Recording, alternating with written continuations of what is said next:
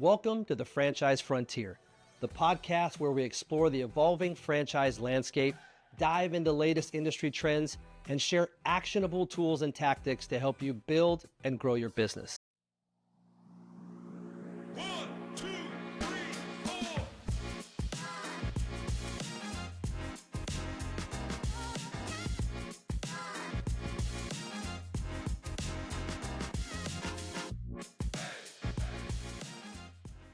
Hello, everybody, and welcome back to the Franchise Frontier podcast. Here we explore the world of business ownership, unlocking keys to success. Today, we're excited to welcome Matt Rathgeb of Groovy Hues Painting.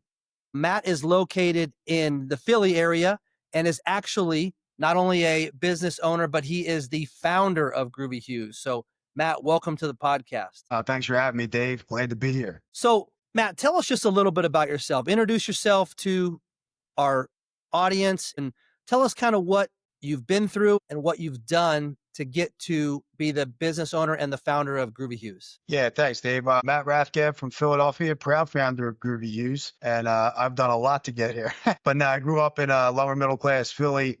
It's a blue collar town, 700, 800 square foot row homes with lots of kids and stay at home moms and dads that were tradesmen. You know, my upbringing was like all you saw from a work perspective was dads at work. They were either plumbers, electrician, drywall, painters, things like that. Moms were at home. In my house, we had 5 boys in a very small row home, a lot of ruckus in that house. You know, mom stayed home, tried to hold the fort down. And it was, everyone had a very similar lifestyle. So, you know, as a young teen, I kind of, I had a work ethic because you learned early on that like your parents they were able to put that roof over your head and do the best they could to feed you, but you were on your own. If you wanted anything outside of the basic necessities, if you wanted sneakers or anything like that you liked, or clothes, like you had to go hustles. You know, early on, like a lot of business owners, I was delivering newspapers. Then I would go mow lawns. I'd be pushing a lawnmower around the neighborhood. Then I saw another guy, he had a weed whacker. So we teamed up, I had the lawnmower, he had the weed whacker, no blower though. We'd be sweeping grass until it got dark out, 9 hours a lawn, things like that. And, you learn to make your own money. When I was a young teen, I kind of got, not to sound like a victim or anything, but I grew up in an alcoholic household. My father was an alcoholic. So all of the dysfunction that comes from that, that trickled down into me and most of my brothers. So, we hit the streets early. We were on the streets, trying to make money and, doing odd things to make money and, never really had a consistent job. Just was like trying to sustain a life that I wanted. We got real caught up in drinking and drug use real early on. I dropped out of high school in 9th grade. So even till today, not that I'm saying that with pride, but I don't regret it either. I have no education in the conventional sense. I'm a high school dropout and got really into some hard drugs in my late teen years and early 20s. So, got in a lot of trouble. But even though the surface of my life at that time was so dysfunctional, and you could probably point at me and say, that's a bad guy or that's a bad kid, I didn't feel that way inside. I just always felt like I always had an entrepreneurial spirit. I always felt like I had more to offer the world, but I just couldn't get past this addiction thing. So eventually after, countless trips to rehabs and detoxes and things like that, I was walking down the avenue in my neighborhood called Rising Sun Avenue. It's like the big street. I had 3 days with no sleep under my belt. And I just remember like on the south side of the neighborhood was the housing projects that, I would use drugs in there. And I got so overwhelmed with such desperation one day that I couldn't really walk anymore. And there were still payphones. It was March of 2005. So I grabbed some change from the woman at the laundromat. I picked up the payphone and I called the only person I knew, a friend of mine named Mike, who was sober. Because most of the people where I'm from were not sober. And I said, look, I'm ready to do whatever it takes to get sober. He's heard that spiel before. He said, look, I want you to meet me at this meeting. He told me where it was. I said, come pick me up. He said, no, walk. I'll be there. Because he wanted to see, how serious I was. So I walked a couple miles on a very cold Philadelphia early March day to that meeting. And I was homeless at the time. I slept in that meeting for about a week until I saw somebody come in who I knew from the streets who was sober, living in a recovery house. And long story short, I got into that recovery house. I lived there for a year. I got real involved with the program. And, what happened was the painting thing. I was 2 weeks removed from drugs and alcohol at a 12-step meeting. And the recovery house I was living in, you had to pay rent. At that time, it was $55 a week, if you can imagine that. I had nothing. I had nothing left. I was out of everything. And I raised my hand at the meeting and said, look, I know this isn't, a job place, but I need a job. If anyone knows anybody, any labor, anything, I just got to pay the bills. And this gentleman named Bob, who had on painter overalls, came up to me after the meeting and said, hey, bud, I'll give you some work. You know, this guy is today, he's 76. He's still the best friend I ever had in my life. I'm 43. And every day we would meet at a 12-step meeting in the morning, and we would go paint houses during the day. Simultaneously, he became my boss. He became my best friend. He became my father. He became my spiritual advisor, uncle, all wrapped in one. So he was teaching me all these life lessons about living correctly while we were painting homes. So, the holy grail, Dave, was to get into the painters union because, like I said, that was my mindset. I didn't know anybody who had a better life than like getting a union job. So Bob wrote me a letter to get into the painters union after I had 2 years sober. I got in. I lasted about 6 months. Nothing against the union, great job or anything, but an entrepreneurial spirit was like, as I was gaining in confidence, my true self was starting to build up. And I was like, man, I just felt like I was built for something more. And I went back with Bob temporarily, and then finally in March of 2011, on my 6-year sobriety date, I was working at the University of Pennsylvania, and their unions are different than the Philadelphia Painters Union. And I was like, you know what? I'm out of here. I'm burning the ships. My wife and I, I got met a girl who's still my wife today. We just bought our first house. We were engaged. Like, we had a lot going on. And I came home and said, Jack, I love you, but I just have to start my own business. And she was like, do it. Just go for it. Yeah, we had like $6,000 in the bank. I had 2 bedrooms to paint for one of her coworkers. I traded in my Honda Accord. I pulled up the pen in a white cargo van, and they were like, they thought I was joking. Like, you're not there. This is a great job. So now I'm at it. I'm leaving here. Like, I would rather die on the street than not give this a chance. You know what I mean? When you hear like the Tony Robbins burn the ships thing, that's what I really felt. And I went into business, made every mistake you could make, never looked at the business as a business, just kind of like was more of a hustler, self-employed as the cliche goes. I was self-employed, made every mistake you can make. But one thing I always did was I worked my ass off. I worked hard. I made the business my priority. I felt at that time, because of my background, my lack of conventional education, that this was the only shot I had to make the money that I wanted to make. And even though my skill set today is much different than it was then, that mindset served me well at that time and kind of still stays with me today. Like, there's no plan B. So when the business made a bunch of mistakes, really had a turning point in 2018, went to a mastermind group in New York City, bunch of real estate guys talking about real estate. I thought I was going to leave the painting business to get into real estate because I hit a ceiling. And instead of saying, what's wrong with me? I was saying, this industry sucks. I want to do something different. And when I put my business on the floor, it's like a business therapy. Then you get feedback, not very blunt feedback, not friendly feedback. And the guys were like, why are you looking over here? Like, you have a foundational painting business that's doing like 600-700 grand a year, which was me and a couple of guys working. And why don't you build on that? Why don't you scale that? So I said, yeah, you're right. So I drove home, got a business coach. First thing he said to me was, Matt, if I hear that you're painting yourself, this relationship is over. That's what he told me on day one. And I was like, well, what about, I'm the best painter. My customers want to see me. I had all that stuff in my head. And, during the course of that time, Dave, I've been introduced to like the E-Myth, EOS. Like, I heard these things in the network of business. I just didn't know how to go about it. But I put the paintbrush down and I started to, get an estimating software. I started to get a CRM, and just the accumulation of a bunch of little stuff. And then, like, year one with me not painting, we broke $1 million of revenue. Year two with me not painting, we broke $2 million of revenue. So, like, and then, there was a ceiling after that, just a whole bunch of little things. Yeah, Matt, I mean, that's an incredible story and incredible journey. I appreciate you sharing that. The thing that I think about when it comes to, for example, you said that you dropped out of school. There's a lot to be said for people that have street smarts or have that hustler's mentality, we'll call it. I think that, it's a testament to you that all the things that you went through, you've overcome, whether it be personal or business, to be a success. And I think that from our standpoint and from the people that are a part of Groovy Hues, the fact that you've been a part of it and made every mistake there is, you can speak from a place that, listen, guys, these are the things you have to do, right? You have to, at some point in your job, you have to go from working in the business to working on the business, et cetera, et cetera. And there's a lot to be said for process and procedure. But when we talk about the home service space in general, there's a lot to be said for it being a little bit fragmented, or there's a lot to be said for the fact that it's unsophisticated. Unsophisticated, that word that we use,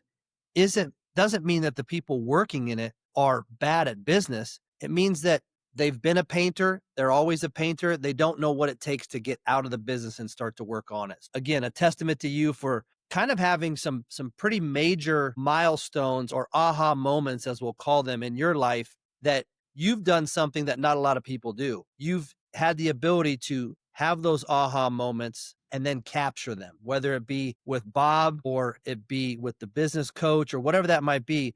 There's been some really critical moments that you've decided, okay, I'm doing this, right? Whether it was quitting that job and starting. So that's a testament to you for sure. So congratulations on that. Thank you, sir. I do have a random painting question for fun. The overalls that Bob was wearing, were they white? Absolutely. And he still wears them today.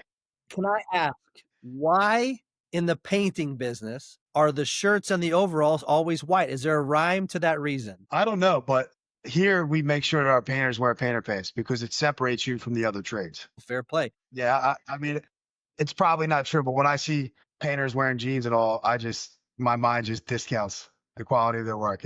Again, it's a prejudice. Yeah, there was a gentleman in my life early on that was in the painting world, and that's where as soon as you said that Bob had those overalls on, I could see them in my mind as clear as day, and that question popped into my mind.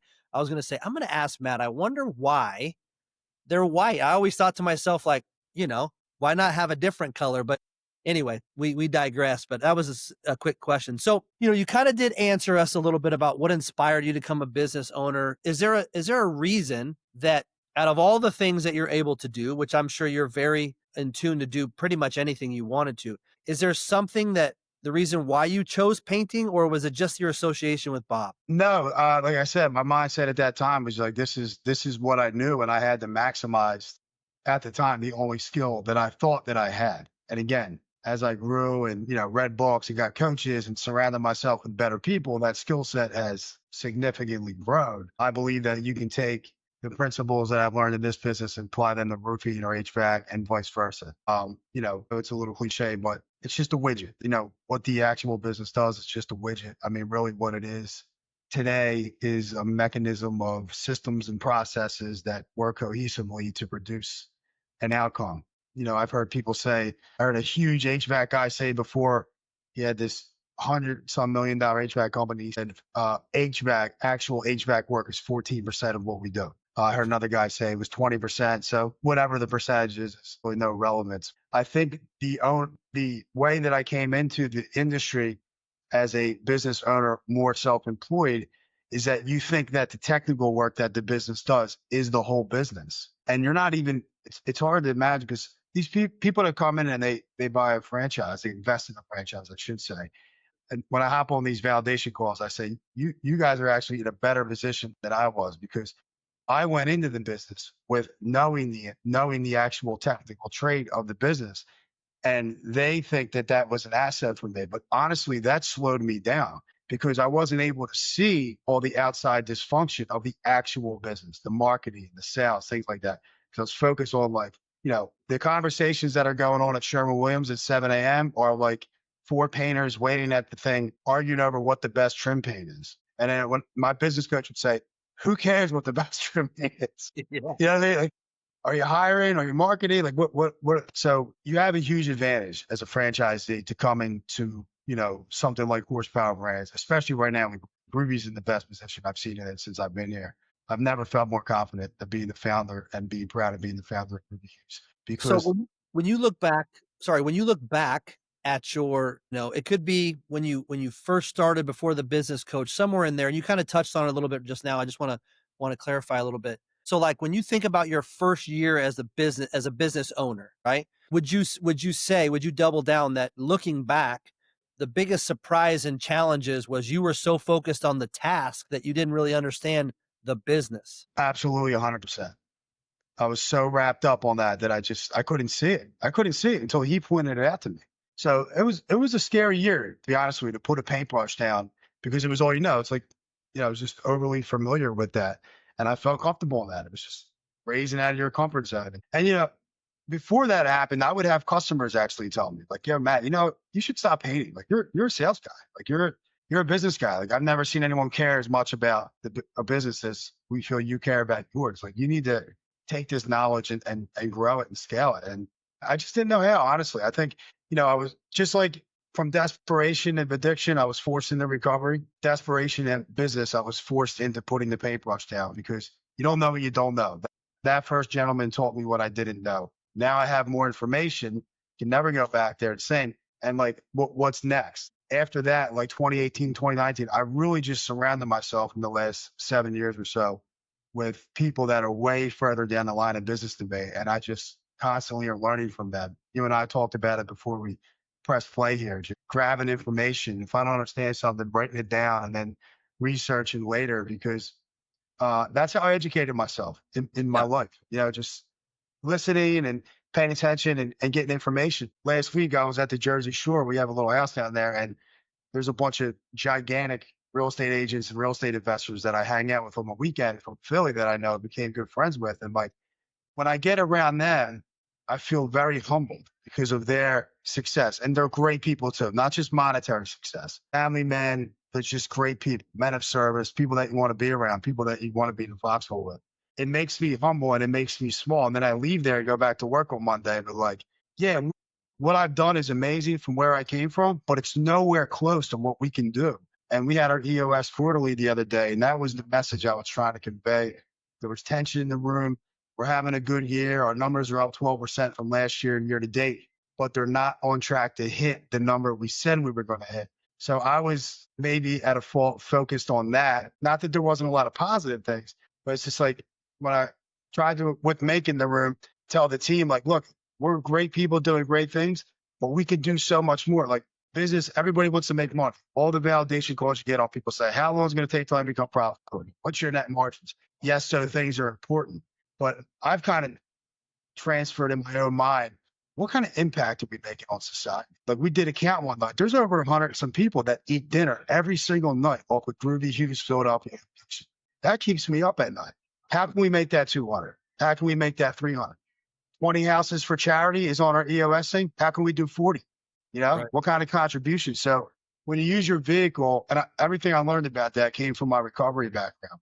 When you can use your business as a vehicle of service and to provide people with good jobs and give back to your community and all that, the money actually follows you. And what's funny is for me, when it arrives, it has less buzz to me than I thought it would have had I been chasing just money. Yeah, I had a conversation with a gentleman on a previous podcast, and he said something to me that to the tone of what you're speaking of that just it kind of shocked me. He made a comment that said, in the beginning, I was so focused in the business that I didn't take the opportunity to learn the business. And now that I've learned the business, I can be a better leader, right?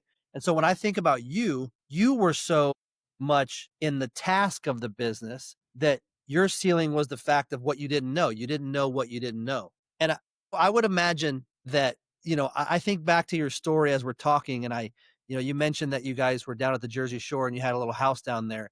In my brain, the first thing I thought of is I pushed pause for a quick second in my head and I thought to myself, there was a time when you were paying $55 a month. Did you ever think you'd have a house at the Jersey Shore, whether it be big or No, no, small? absolutely Right. not. And and some rental properties. And the coolest thing I ever did in my sobriety was this year where I bought my mom a house. And I got her out of Philadelphia and she's living in New Jersey on the river where you can see the Philly skyline close to my house. That's the coolest thing I've ever done. That's awesome. And I think what's probably a testament to you that you probably don't know is you're down there at the Jersey Shore with some real estate agents and those type of things. And, I would imagine, like most people, you probably don't give yourself enough credit. I think that the way that you see them, they probably also see you from that resolve of how much you've been through and how successful you've been. So I'll give you kudos on that as well. No, I appreciate it. Yeah, I think we can all be our own worst critics. And, Justin and I talked the other day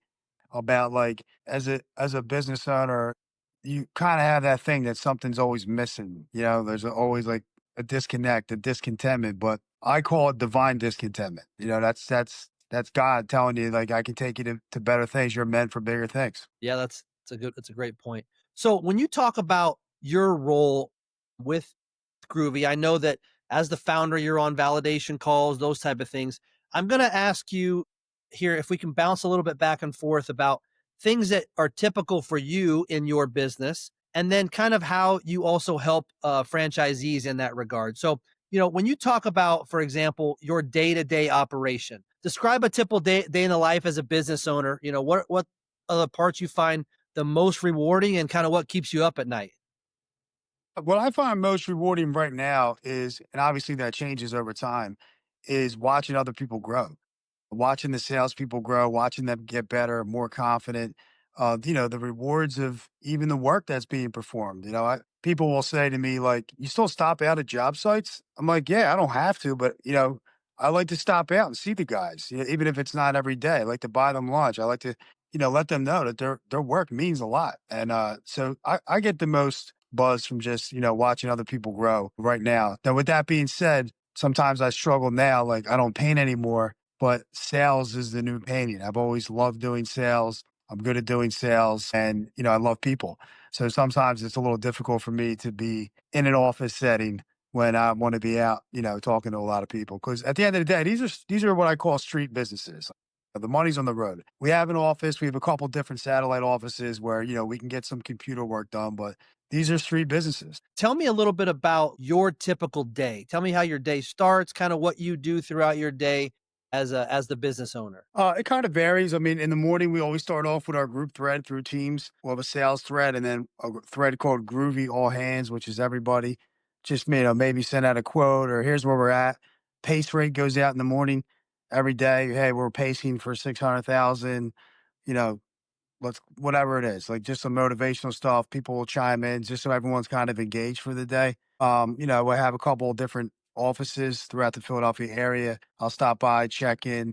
I mean, it varies. I could be doing job site stops in just because I want. If it's Friday, like today is, before I hopped on here, I stopped out at a couple job sites, bought the guys lunch. But mostly it's what I've been doing most recently is like if there's gaps in the business, as far as like if there's some systems and processes that are preventing things from reaching me or things are hitting me, I'm kind of like taking note of it and just trying to fix those things right now. And so when you look back, obviously your role and the role of a painter, business owner has changed significantly for you. So when you take a step back and you look at your business, are there some things that as you glance and you're talking about, a daily Teams thread and those type of things that you look back and go, these are some things that I don't know I would have ever thought of. And there's such a staple in our business now that is some of the value that you bring to the franchise side of it as well. Absolutely. I mean, again, when I talk to these franchisees, and it might sound insincere to certain departments, but what we really are is a sales organization, right? Correct. Painting is the action that we take. But at the end of the day, anyone can make the argument that there's a lot more. I always say, look, there's three main buckets: marketing, sales, and operations. And all the other functions underneath of that are important, but they're generally there to support those three buckets because we only make money and we only grow one way. We need to find clients, sell jobs to those clients, and get those jobs finished for those clients, rinse and repeat. So, I have a lot of smarter people than I am around me in my business. I have a marketing person who's very intelligent. I have Gary, a software guy who's always building us integrations to make the system better, who's smarter than me. But I always say, guys, I want everything explained to me like a 15-year-old high school kid can come in here and pick up on everything within 5 days. Like dumb it down continuously. Our scorecard for EOS this next quarter has 6 items on it. Last quarter, it had 18 or Right. whatever the max was. And I thought a lot of it just becomes repetitive redundancy. Like that doesn't show me what's moving the needle. How many leads are we getting? How many leads are we booking? How many jobs are we selling? How many reviews are we getting compared to how many jobs we did? For me, they're like the key metrics. I mean, right there. That's the stripped down version, but they're the things that I'm constantly looking at. And if some of that stuff is off, then you go digging for what the problem is. And so with that being said, as the founder hat, when you talk about yourself and the Groovy team, are all of those things coming into play when you're just talking about strategy for franchisees. At the end of the day, we all want every one of our franchisees to be successful. That's the number one thing. But at times there's things to say that, hey, this is the way we should be doing things. These are the things we need to change. And also, as your seat, when you get a chance to talk to franchisees, how much are you telling them to invest in understanding the painting business on the forefront to then be able to run the business successfully on the back end? What I tell them mostly is, because there's different types of people that invest in these businesses. You got the owner operator, and then you got the people that they just want to be absent from day one. They want to get the GM in there and all that stuff. And I'm not saying from my perspective that that can't work. I can only speak from my experience. And I say, learn the business. So, as the founder and working with the Groovy team, when you're talking to franchisees, are you telling them how important it is or is not to understand the business on the forefront? Or are you talking about understand the trade of painting on the forefront, get into the mud, and then you can be able to run the business? Kind of the information I give them is both simultaneously because the most popular thing, the questions are very similar every week, even though there's different people on these calls. And on every validation call, I always put my cell phone number on the chat and say, look, anyone can reach out to me anytime if you have any questions. Because, like you said, I want to see them win as well. I want to see them be successful. It helps us all. And just genuinely, I want to see them win. And I always get phone calls on the side. I have 2, 3 hour conversations. And I think the consensus a lot of times is that people, by the questions they ask, seem to me like they want to know how they're going to be successful with working as little as possible. And I'm thinking like, wow, I always say, look, for me, this is an owner operator business. Get your hands in, learn everything that you can. I know it's cliche, huge Tony Robbins fan, but I love the burn the ships. Burn the ships. You have no plan B. Pretend this is your lifeline. This is your chance to really own something, build something from the hands up. And if you're doing that, why wouldn't you want to go all in and learn all you can learn? The advantage that a franchisee has is they're learning from all my mistakes. The advantage a franchisee has is that they're coming in here and adopting systems and playbooks from mistakes that people like myself have already learned for them. So they can learn from our mistakes. And collectively, what I'm seeing right now in the Groovy Hues family, as I call it, number one, the people behind the scenes right now, Courtney, Jeremy, Mark, the business coaches, like I said earlier, I've never felt better about where it's going and where it's at right now. And as people, we're getting new franchisees and we're all on calls together every week. There's some group threads. We're supporting each other. We're having these sales contests. And as I mentioned earlier, there's only really three main buckets, and we're all having the same problems. And we can all help each other no matter the size of the business. You're usually either having a marketing problem, a sales closing problem, or some sort of operation problem. And to have the benefit, and even I'm utilizing it, to lean on each other and say, hey, this is what's happening. What do you recommend I do, or what have you done? Is amazing. I mean, it's going to expedite their success, but they're going to work their ass off. That's kind of my message on the validation call. People will call and say, hey, I'm leaving corporate America. I hate my job. They got the entrepreneurial bug like I had back in 2011. I'm out of here. I burn the ships. What can I expect? And I say, be ready to work your ass off like you've never worked before. The difference is the end result of that and the journey of that is so much more rewarding than you would have at a job, even if temporarily you might not be producing the income that you would have had at your old job. If that makes any sense. That does, and I think that that's a major point. I think that you hit it right on the head. I think that a lot of times when you get to a situation, how do I become the most successful? How do I become the most profitable? And it's going to be with the work. The work is going to get done, and down the road, you're going to be able to be working on the business more than you're working in the business is the major player of that. So I had a guy ask me last week after the validation call, point blank, how much money did you make last year? Pretty bold question. I don't care. I mean, I always share. I told him. He says, "What is your life like?" I told him. He says, "How long will it take for I to get there?" And I always say, "I don't know." And he says, "What do you mean by that?" I don't know what you're going to do. I know what I did.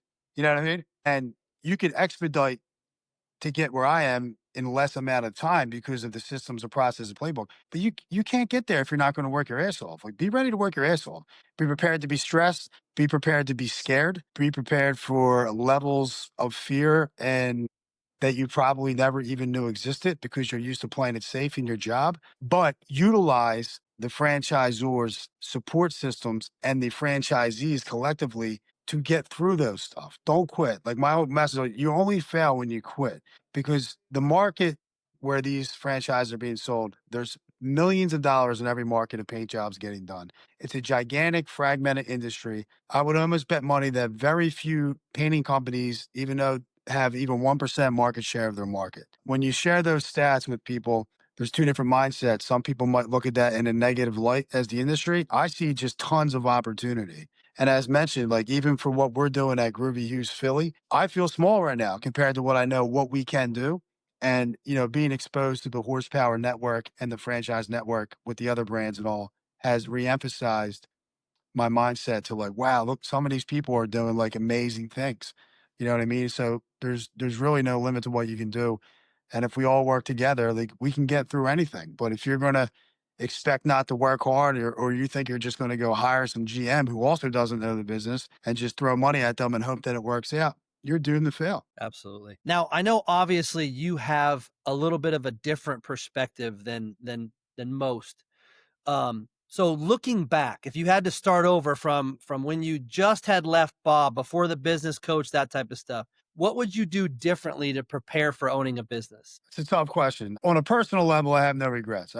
I'm glad that I went through all that stuff of my lack of knowledge, because eventually that led to me pursuing information to get better. But I would say now, knowing what I know, I would have probably surrounded myself with better people earlier on. I would have reached out. I would have read more books. But in fairness, like, at that time, even though it was only like 15 years ago, there wasn't a lot of painting businesses doing, like, leveraging technology and with CRMs like there is today. So the industry as a whole has definitely been elevated. I mean, I might be biased, but I do think that Groovy Hues is way down the line as far advancement with leveraging technology tools and AI and all this stuff more than most painting companies. But there wasn't a lot of that back then. So I didn't really have anyone to look at back then. But knowing what I know now, I mean, surrounding yourself with business people, if you're going to go into business, is the most important hack I've ever had. My daughter's in college. She did an interview with me last year. She's taking business classes. Go figure, right? I'm a high school dropout. She's in college. And she interviewed me. So she said, tough question. If you had to leave one person with advice, what would it be? I'm thinking, wow, that's a really tough question. But my answer, almost intuitively after I had that thought, was, you will become who you surround yourself with. When I hung out with drug addicts, I became a drug addict. When I hung out with people that were doing bad things, I did bad things. When I got around people who were living a spiritual life and in recovery, I became that person. And when I started to reaching out with people in the business world, I became a business person. Incredible insight. So for you, if we're just talking about the business, because I know this answer would be a long one otherwise, right? What's the one lesson or mistake from your experience in painting or business ownership that you think everybody should hear? You're not the best at everything and you think you are. I mean, one thing that's held me back is, the Superman mentality. Like, if I don't do it, it won't get done right. Absolutely incorrect. I am not the smartest person at Groovy Hues Philadelphia. And the longer that I stay in business, the more I realize that I need to leverage people and people's skill sets to grow this company. Great point. So in as long as you've been in the business from all aspects, what are the biggest changes that you've seen in the painting business? Right now, I would say, because I'm thinking of our competitors in our market, I'm seeing that people who are coming into the industry, like I think I was 29 when I started this business, are coming in their late 20s, early 30s, grew up with technology. So they're coming into the business, not like me and all the people before me, as technicians, people that do what the business does. In my business, painting, obviously, they're coming in with a business mindset and are leveraging technology, software, CRMs right from day one. And I'm watching them scale a lot faster than I was able to scale because of that. And I think I attribute that to, number one, technology advancements, obviously, but also there's way more information because of social media, LinkedIn and all that, about, the difference between self-employment and being a business owner than there was even 10 years ago. Well, to your point you made earlier, which I think is probably one of the most difficult things to understand, is that especially in the home service space, at the end of the day, you really are a sales and marketing company that also does this trade.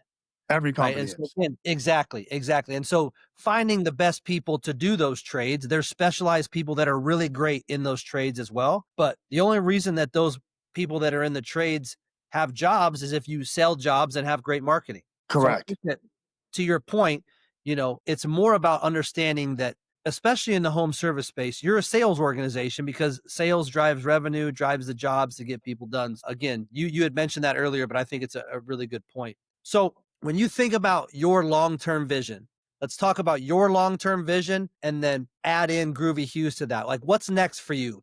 Do you see yourself, how much more do you see yourself scaling? And what are some things as you went through your EOS, right? And you talked with Mink, what are some things you're like, this is what I want to get done in the next 3 years, 5 years, 10, whatever your perspective is? Yeah, so our 3-year window as far as revenue was to hit 10 million. So it's funny you asked that because in all honesty, my initial vision was to build and sell this, sell this for a nice 7-figure exit, which I'm not saying that's off the table, but the timeline that I had thought that I wanted to do that, which was sooner than later, has went away in my head because as mentioned earlier, I'm starting to see the business a lot more in terms of like the impact that we're making. You know what I mean? And I know, especially in the fragmented industry, based off of my employees' feedback, and we're all honest with each other. It's very honest that this is a great place to work in the paint industry. If you're in sales, this is well, I'm going to put you in a position to win. You're going to get a Harvard education on in-home sales here.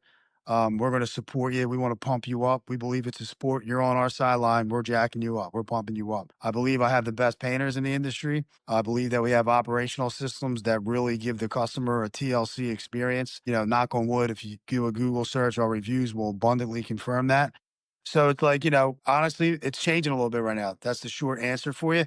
I'm not really sure. I don't want to say I'm a founder without a vision. I'm just saying I've had a shift in consciousness, especially this week, about what this business is and where we can take it. So who knows? I'm kind of just like, I'm back to enjoying the process, Dave. And I do believe in setting goals and all that stuff because, if you don't have a goal, where's everybody aiming toward? But maybe it's because of my recovery background, but I've been back in like a real healthy mindset of just like, look, this is a day at a time. As long as we get up every day and do the things we know that works, the compound interest over time, we're going to see so much organic growth and we're going to enjoy the process. So there's a lot of information right now and, gurus on social media.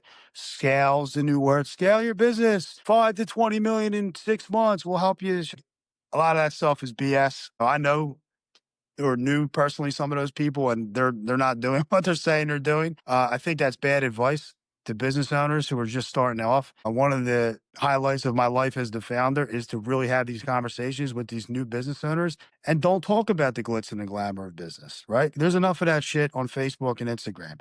Talk about the weeds that you have to go through to get anywhere close to what these other people are talking about and enjoy that process. So it's what business ownership has given me a life that I couldn't even have fathomed 20 years ago, as far as, financial and where we live and my family and all that stuff. However, who it's made me to me is more important. That who it's made me has been way more breaking down than building up. Like it'll break you down and build you back up, break you down, build you back up. And I'm just falling back in love with the process. So I don't really know right now. I'm just going with the flow. I have a different vision for you the next one. Hey, and that's okay. And that's okay. I think that, to your point, there was a time in your business where you thought, I want to get into real estate. And then the people said, well, why would you do that? You have this foundational business, X, Y, and Z, like you mentioned. You're at a point now where, the goal at one point in your life was, I'd love to sell this business someday and exit. But knowing you, what are you going to do? And so it's like, I would tell you, you still have this foundational business that's growing you into things that you never thought you were going to do from that standpoint. It's still the same foundational business. Your role and the role that you've taken on is changed drastically. You go back 5 years ago, and I would have, if we would have met on the street and I said, you'd be really good at doing validation calls and talking to franchisees, you would look at me like I was crazy. Like, I don't even know what this guy's talking about. But now you've taken on that sort of a role. And then you mentioned that you love to do things through your business for other people. So if you went back when it was just you and a paint can and Bob, you didn't think to yourself that you'd be helping possible business owners get into this painting business and scale it to what they want it to be, build a legacy for their family, those type of things. So again, I think that when you say that, it's not that you don't have a vision and you don't have a goal, it's the goal's always evolving and it's always moving to different levels. And I think that truthfully, not only you, but Groovy Hues Painting as a whole is in a really good place with you continuing to grow, the team continuing to grow, and all the things that you aspire to do through Groovy Hues. I would absolutely agree with that. And, one of the real highlights and attractions to the Horsepower Brands Network when I became their founder was their desire to constantly grow and evolve. I mean, it's the culture. When I walked into that building in Omaha and met Tony and Don and just walked around all the cubicles there, I could feel that energy. Like people are there to put people in a position to win. And it really, it touched me on a personal level. I thought, this is something that I would love to be part of. You know what I mean? And thank God Tony and the rest of the team felt the same exact way. Like, yeah, we think you'd offer a lot of value here. We'd love for you to be our founder. Again, like I told you, I had no idea what that meant at the time. And I had no idea what kind of I didn't know anything about validation calls and discovery days and all that stuff. And the short story was we want you to help us help others. And as a guy in recovery and a guy who lives by that code, I thought I'm right where I should be. No, I couldn't have pictured that 20 years ago. And again, I never had a vision to be where I'm at today. I just got up every day and worked. I think that, with the goal setting and the social media, all this stuff, people are discounting the incredible power of waking up every day, just doing the right things every day, whether it's in your business and living a correct life. And it compounds over time. That's my goal, to be honest with you, is to my son, little Matt, he's 13. I've never met somebody. My father-in-law laughs. He says, I've never met a son that was so much like his father. It's unbelievable. It's like when we're together, it's like we're the same person. But, I told him, like, you got to, we were at a Cooperstown, New York tournament. He hit a home run a couple of weeks ago. I put it on LinkedIn and that. His next at bat, he didn't run hard to first base because he hit it to the second baseman. He knew he was going to get out. And after the thing, I went up to him. I said, dude, what are you doing? He says, well, the guy was right there. I said, I don't care. You run through that bag like your life depends on it. Like you need to maximize everything you do. God gave you legs, arms, and a body to play that sport. You got to go out there and play that sport with everything you got. And I try to apply that principle to my life with being a dad, being a husband, being a business owner, being a guy in recovery who helps out other men. I fall short and I'm comparing myself to myself. Actually, I got off of Facebook and Instagram recently just because I felt like it was too much of a distraction. And there's a lot of, I don't know, I feel like it was hijacking my brain. It's been a couple months and I feel much more peace this way. I don't think it's hurting my business. A lot of people say you need it. I don't need it. Right now, I just focus on living a day at a time and all these things are just evolving on its own.